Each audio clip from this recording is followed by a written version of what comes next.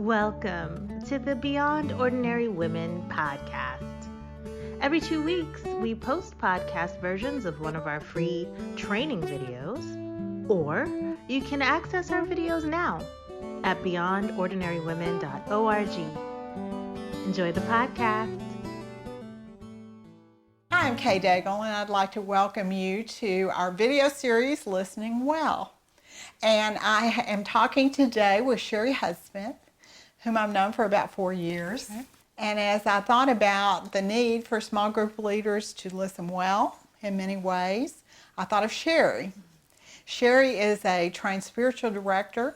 She is the director of leadership development for Grafted Life Ministries. She has an MA in theology. And it has been a privilege for me to get to know her, and the reason that I felt that she would be the right person for a Listening Well series is because I was blessed to be in a small group of hers for about a year, and I saw her practice listening well. She's very, very good at it, and she does what she teaches. She practices what she teaches. So thank you for being part of this, Cheri. As I think about listening, I think about the fact that our culture does not really prize that very much. And it makes it difficult for us because we don't have a lot of models for listening. And even as small group leaders, we know we want to hear well, but we don't always do it. Right. How did you learn to value listening yourself? Yeah. Well, thank you, first of all, for inviting me to come and do this. This is something I am very passionate about, and it's been an important part of my journey with the Lord. And it starts back about 15 years ago when I found myself asking the Lord for a prayer partner, but I didn't even know what that meant, but I knew it meant something different. And fast forward about 3 years, and I'd found her, and we were going through the 1-year Bible together.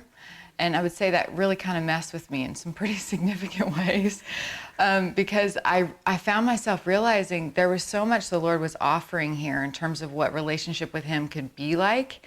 And I'd been a faithful student of the Word. I'd loved serving in the church.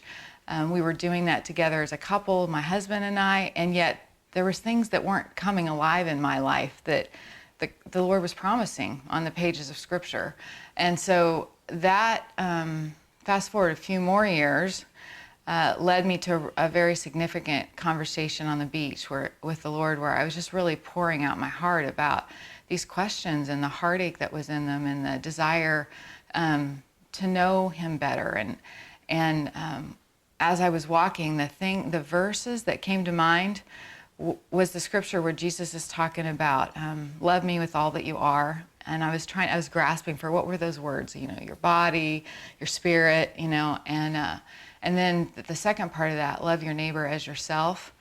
And I walked away from the beach that day knowing that I didn't know what it meant to love the Lord, my God, with everything that I was. And I really did want to know that. And I didn't know what it meant. I knew we were supposed to love each other, but I didn't really know. I didn't have a clue about what it meant to love somebody like I was supposed to be loving myself. And it just felt like the beginning of a conversation where I was going to do a lot of listening, and the Lord was going to be showing me some really important things from that point forward, and that turned out to be true.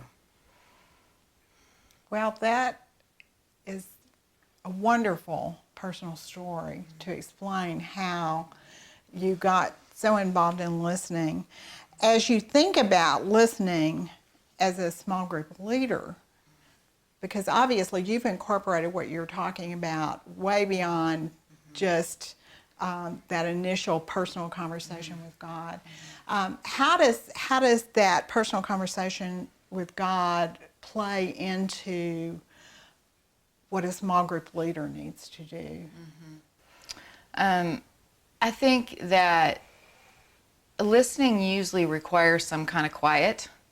And the quiet is helpful with the distractions.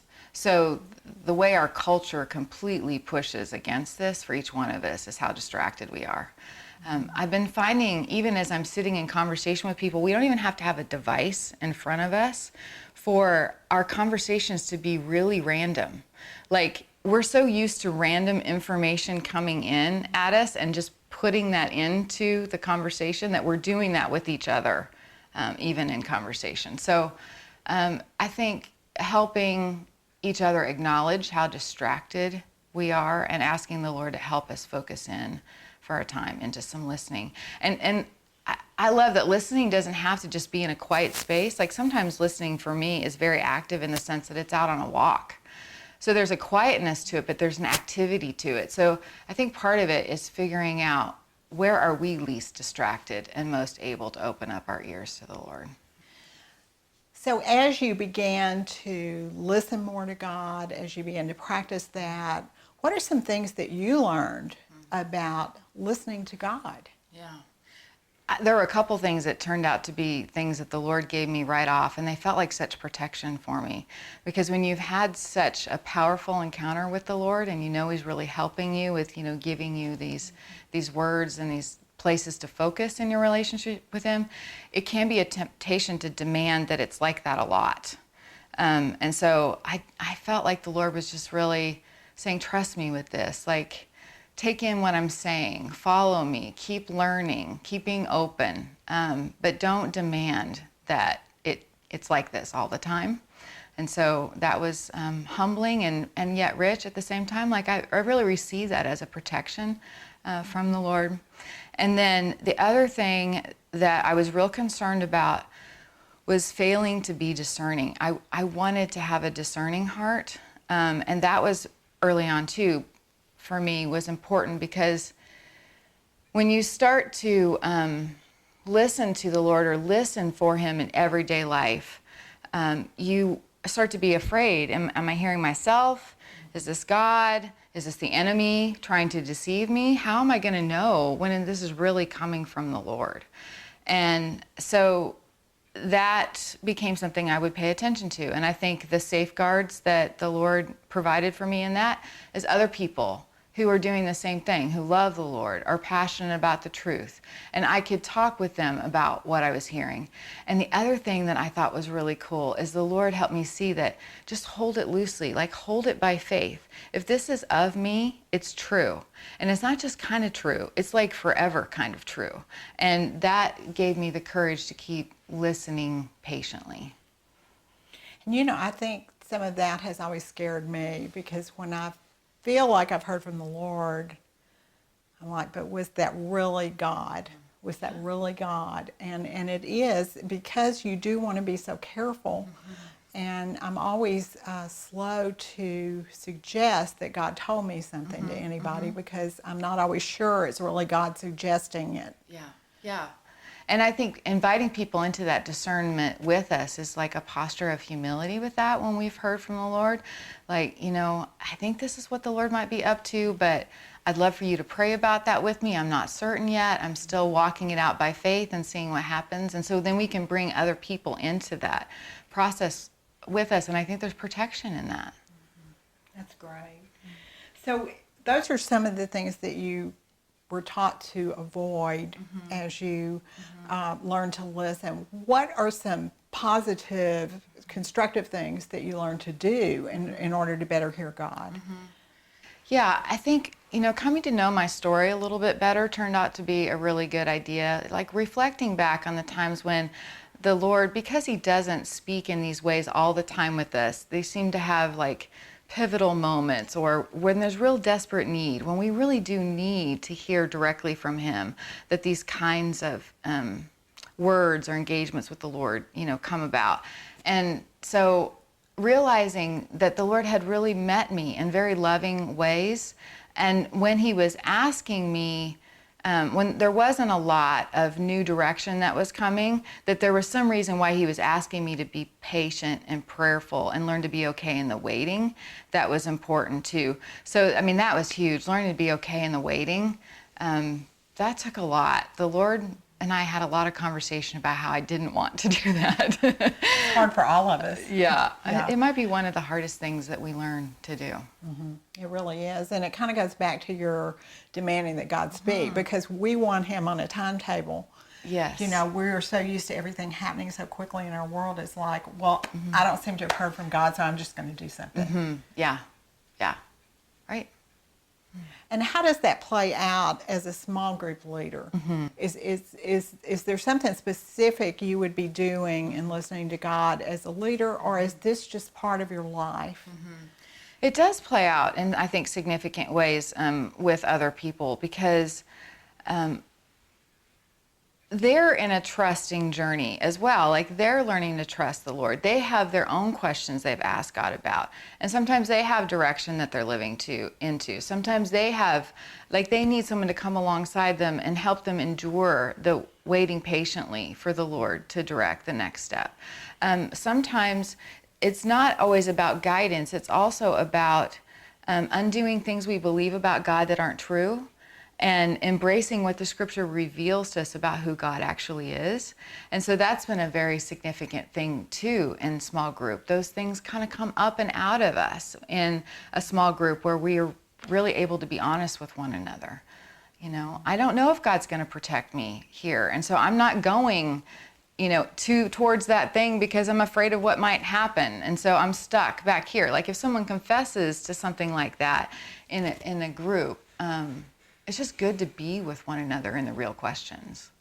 Great. It really is. It really is. And that's the type of group that allows growth spiritually, allows women to be more of a disciple than ever before. And because the group is listening to God at the same time. Yeah, I love that you just, use the word disciple, because I think one of the things that's become a focus for me is this invitation to follow me. Like, Jesus really said that, and he really wants us to be followers of him. And being honest about where I'm really at and checking whether or not I'm really willing to follow has been like one of the most important ideas of discipleship for me. And because sometimes I realize, I'm not ready to follow, and this is why I'm not ready to follow. This is what I'm not trusting. And other times, like, oh yeah, I do trust you. I've been down this road before. I'm willing to do this again. And we step into what God's asking. Well, why is it so important to listen to God and really put yourself somewhat in the role of a small group leader? Is this sort of an addition to your time? Or why would you take that kind of time to really be quiet before God and listen? I used to think I understood a lot about myself and a lot about the world. And the more I listen to the Lord, the more I realize how little I understand about myself and about the world. So the listening posture is a teachable posture. And so it matters, especially when there'd been so much investment in knowing, and knowing wasn't yielding a truly surrendered, obedient, following heart. This component of adding not only knowing about, but listening to God and listening for his love, listening for why he was trustable, listening for his direction, like all of those things combined actually helped me have the life he was promising me. And so you're the person that can lead other people along that path. Right, basically. right. So, so much of leadership is modeling, especially in this particular dynamic.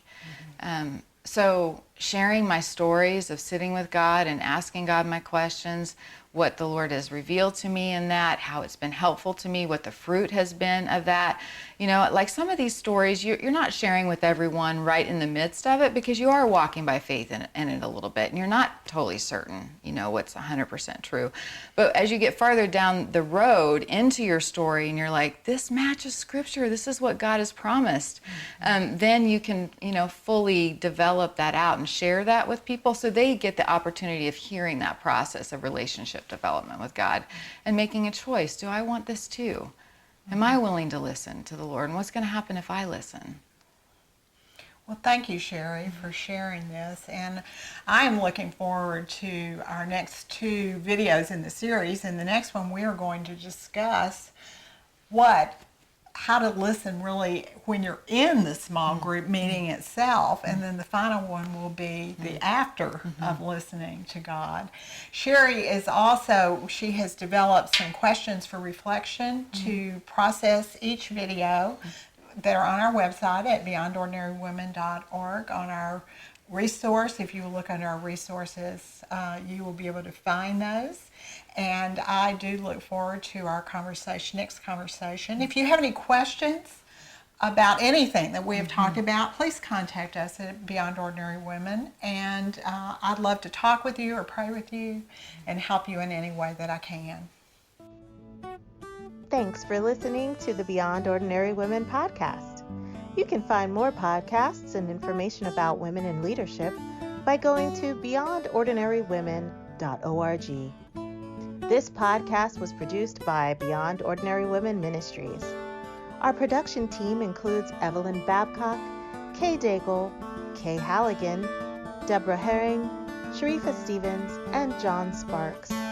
Theme music, Back in Stride by Don Miller, used by courtesy of Christine Miller.